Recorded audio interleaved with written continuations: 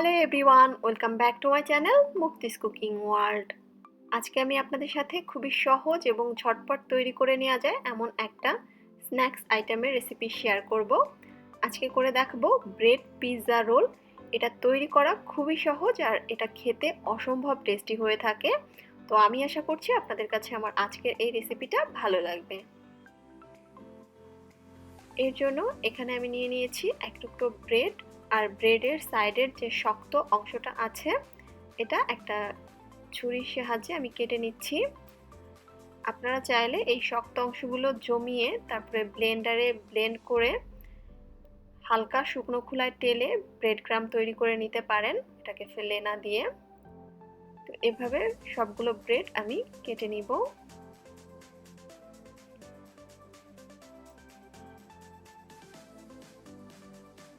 এখানে একটা বাটিতে আমি প্রায় 1 কাপ পরিমাণ রেড ক্যাপসিকাম নিয়ে নিয়েছি।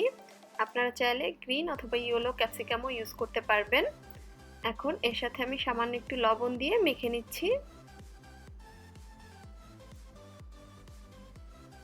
এবার আমি ব্রেড রোলটা তৈরি করে নিব। এর জন্য একটা বাটিতে আমি কিছুটা পানি নিয়ে নিয়েছি। এখন এর মধ্যে ব্রেডটাকে আমি জাস্ট 1 সেকেন্ড করে দুটো সাইড 2 সেকেন্ড পানির মধ্যে ভিজিয়ে নিব। তারপরে হাত দিয়ে এভাবে চেপে এক্সট্রা পানিটা বের করে নিব। আর এটা চেপে নেওয়ার সময় পানিটাকে ভালোভাবে বের করে নিতে হবে, তবে এটা যেন কোনোভাবে ছিঁড়ে না যায় সেই দিকটা খেয়াল রাখবেন। এখন এর মধ্যে আমি কয়েক টুকরো ক্যাপসিকাম দিয়ে দিচ্ছি। ক্যাপসিকামটা দিয়ে নেওয়ার পরে এর মধ্যে আমি দিয়ে দিচ্ছি এক টুকরো লম্বা স্লাইস করে কাটা মোজারেলা চিজ। আপনারা চাইলে অন্য যে কোনো চিজও ইউজ করতে পারবেন। সামান্য একটু অরিগানো আর গোলমরিচের গুঁড়া এর উপরে আমি ছিটিয়ে দিচ্ছি।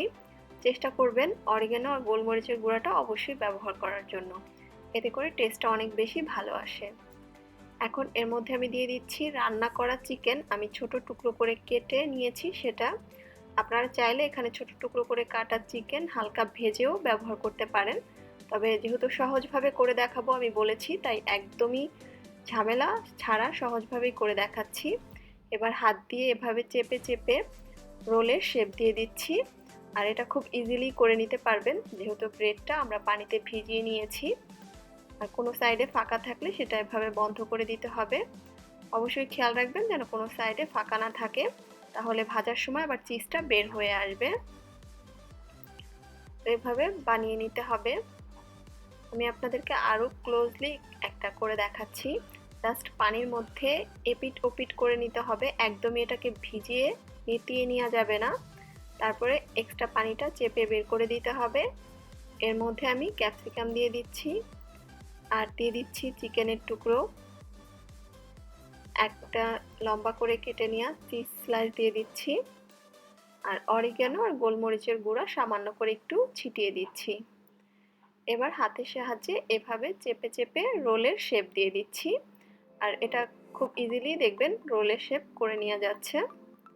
তো এভাবে করে নেওয়ার পরে এগুলোকে এখন আমি ভেজে নিব। ভেজে নেওয়ার জন্য চুলায় একটা হাঁড়িতে আমি বেশ কিছুটা তেল গরম করতে দিয়েছি। তেলটা গরম করে নেওয়ার পরে এর মধ্যে আমি রোলগুলো দিয়ে দিচ্ছি। আর মাঝারি আঁচে এখন এই রোলগুলোকে আমি ভেজে নিব। যেহেতু এটা ব্রেড রোল, তো খুব দ্রুতই দেখবেন এটা ভাজা হয়ে যাবে। কাছে দাঁড়িয়ে থেকে ভেজে নেবেন, আর এটা ভেজে নিতে খুব বেশি একটা সময়ও লাগবে না। যখন এরকম লালচে টাইপ কালার চলে আসবে ওই পর্যায়ে তুলে নিতে হবে। আর যেহেতু এটা ব্রেডের খুব দ্রুতই ভাজা হয়ে যায়, দুটো আমি অলরেডি অফ ক্যামেরায় তুলে নিয়েছি কারণ সেগুলোর কালার চলে এসেছিল। তো হয়ে গেল আমার ঝটপট তৈরি করে নিতে পারবেন এমন একটা স্ন্যাক্স আইটেম। বিকেলের নাস্তা, বাচ্চার স্কুলের টিফিন অথবা ইফতারি হিসেবে আপনারা এটা তৈরি করতে পারেন।